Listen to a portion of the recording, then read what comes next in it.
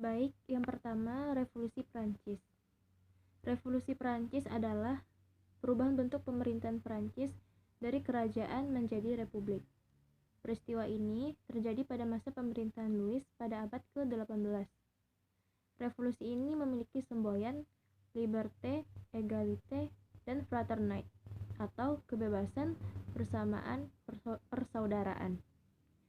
Faktor-faktor penyebab terjadinya revolusi Prancis diantaranya ketidakadilan dalam bidang politik dan ekonomi, kekuasaan absolut raja, dan timbul paham baru. Adapun akibat revolusi Prancis terhadap dunia yaitu adanya penyebaran ide liberalisme, adanya perubahan paham demokrasi di tengah kehidupan bernegara, dan yang terakhir berkembangnya ide nasionalisme. Revolusi Amerika. Sejak ditemukan benua Amerika, menarik begitu banyak bangsa-bangsa di Eropa untuk membangun koloninya. Bangsa-bangsa yang pernah membangun koloni di benua tersebut antara lain Spanyol, Prancis, dan Inggris. Kolonisasi Inggris atas Amerika bagian utara diawali kedatangan John Cabot pada tahun 1497 beserta sejumlah penjelajah Inggris lainnya. Di benua baru tersebut, John Cabot dan rekan-rekannya memperoleh hak mengelola beberapa bidang lain yang kemudian berkembang dan meluas menjadi koloni. Pada tahun 1763, daerah-daerah di Amerika yang menjadi wilayah kekuasaan Inggris telah mencapai 13 koloni yang memiliki pemerintahan sendiri. Akan tetapi, untuk mempertahankan dan memperluaskan koloninya, Inggris harus berhadapan dengan Prancis dan Spanyol. Adapun pemikiran-pemikiran yang melandasi revolusi Amerika sebagai berikut. Yang pertama yaitu pemahaman kebebasan dan perdagangan rakyat Amerika atau kaum koloni menganut paham kebebasan dalam perdagangan. Yang kedua yaitu paham kebebasan dalam politik koloni Inggris di Amerika tidak didirikan oleh pemerintahan Inggris. Faktor ini juga menyebabkan Amerika Serikat menjunjung tinggi hak asasi manusia dalam konstitusinya. Adapun beberapa kronologi terjadinya revolusi Amerika. Yang pertama yaitu Perang 7 tahun. Pada tahun 1756 sampai dengan 1763. Yang mana wilayah jajahan atau koloni Inggris di Amerika Utara terletak di sepanjang pantai timur Amerika Utara. Selanjutnya itu Perang Kemerdekaan Amerika pada tahun 1774 sampai 1783. Koloni Inggris di Amerika tidak dikembangkan oleh pemerintahannya, melainkan oleh orang-orang sipil dan perdagangan. Selanjutnya itu pembentukan Undang-Undang Dasar pada tahun 1787 sampai dengan 1789. Tahun-tahun terakhir Perang Kemerdekaan sampai masa pembentukan konstitusi atau undang-undang dasar merupakan masa yang penuh pertentangan dan perselisihan di antara ke-13 negara bagian di Amerika Serikat. Selanjutnya yaitu Perang Amerika Inggris pada tahun 1812 sampai dengan 1814, di mana pada waktu itu Napoleon Bonaparte melakukan blokade ekonomi terhadap Inggris dan Continental Stelsel. Inggris hanya dapat berdagang dengan Amerika. Selanjutnya itu Doktrin Monroe pada tahun 1823. Pada tahun 1816 sampai 1828 timbul perang kemerdekaan di Meksiko, Amerika Tengah dan Amerika Selatan yang menjajah Spanyol.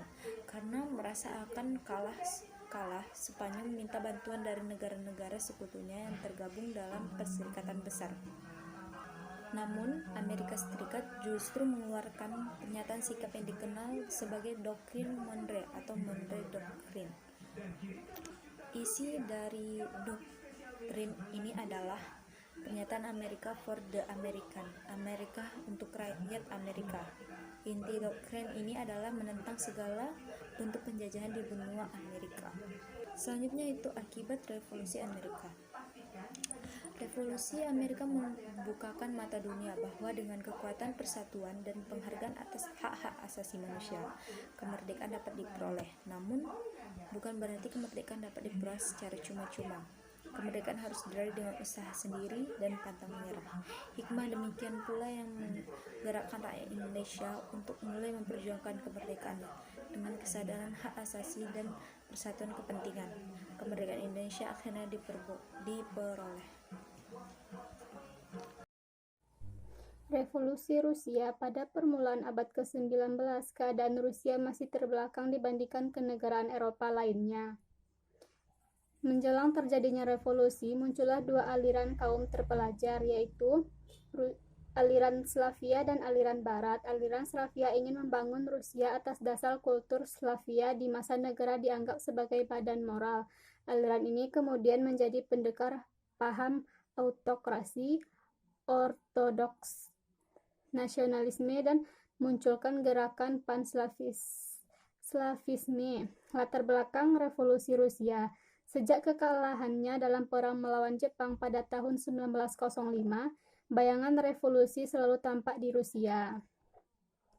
Adapun sebab-sebab terjadinya revolusi Rusia antara lain sebagai berikut. Yang pertama, pemerintahan Tsar Nicholas II yang reaksioner. Yang kedua, susunan pemerintahan Tsar yang buruk. Yang ketiga, perbedaan sosial yang mencolok mata. Yang keempat, persoalan tanah. Yang kelima, adanya aliran-aliran yang menentang Tsar. Yang keenam, kekalahan perang.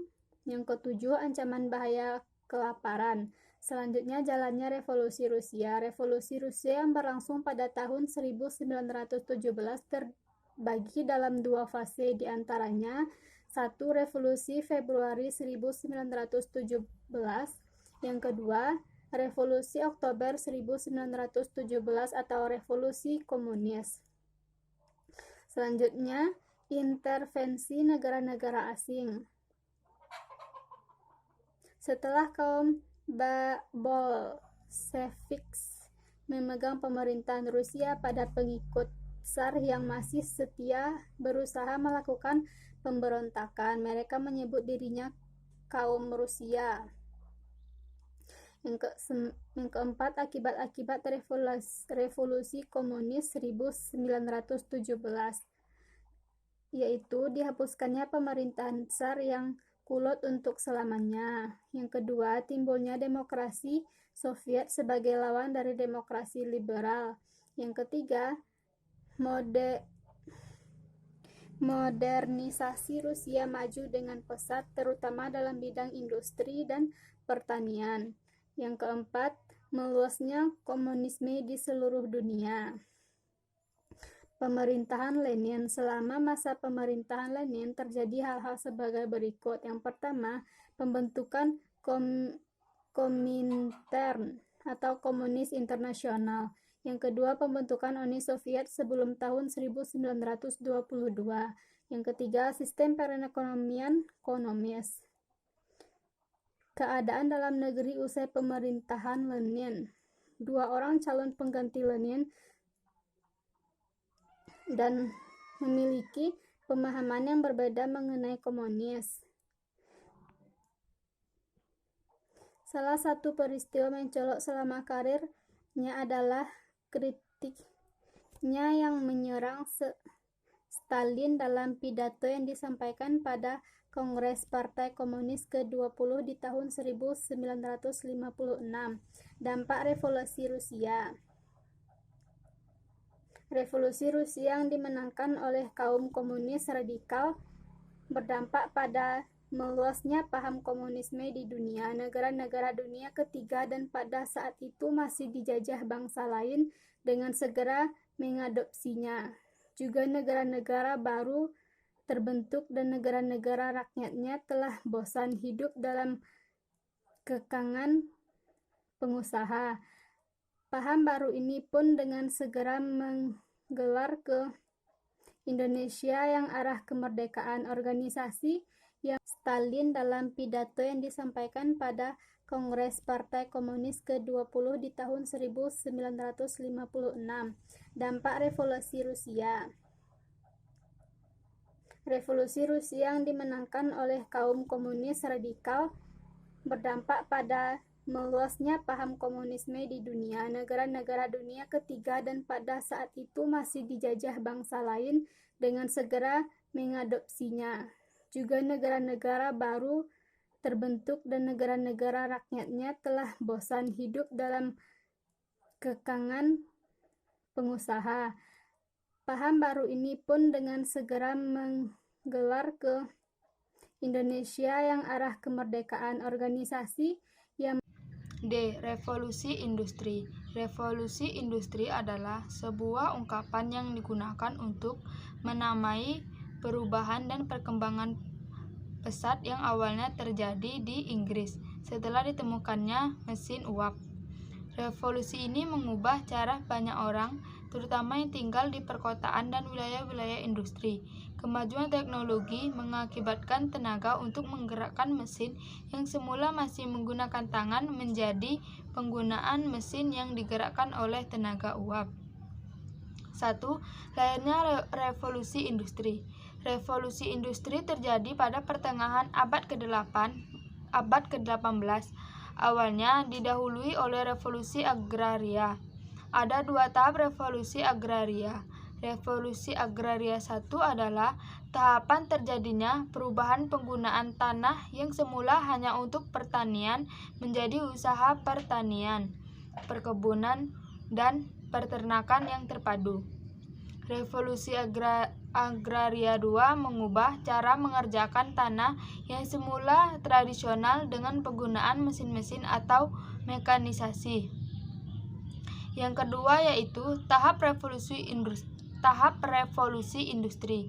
Revolusi industri terdiri dari 3 tahap, yaitu revolusi industri 1 ditandai dengan masih dipergunakannya teknik kuno. Revolusi industri 2 ditandai dengan penggunaan teknik baru berupa mesin bermotor yang berbahan bakar listrik atau bensin. Revolusi tahap kedua ini terjadi di Amerika Serikat dan Jerman pada abad ke-19. Revolusi industri 3 ditandai dengan penggunaan teknik kimia hayati berbahan bakar atom atau nuklir. Revolusi tahap ketiga ini terjadi di Amerika Serikat atau Uni Soviet pada abad ke-20. Yang ketiga yaitu dampak-dampak revolusi industri. Yang pertama, bidang ekonomi, bidang politik, dan bidang sosial. Yang keempat, pengaruh revolusi industri di Indonesia. Telah disebutkan sebelumnya bahwa revolusi industri menimbulkan adanya imperialisme modern yang bertujuan mencari bahan mentah, tenaga kerja murah, dan pasar bagi hasil-hasil produksi. Perdagangan bebas melahirkan konsep liberalisme. Hal ini mengimbas pada negara-negara koloni, seperti juga wilayah-wilayah di Asia yang menjadi jajahan bangsa Eropa termasuk Indonesia.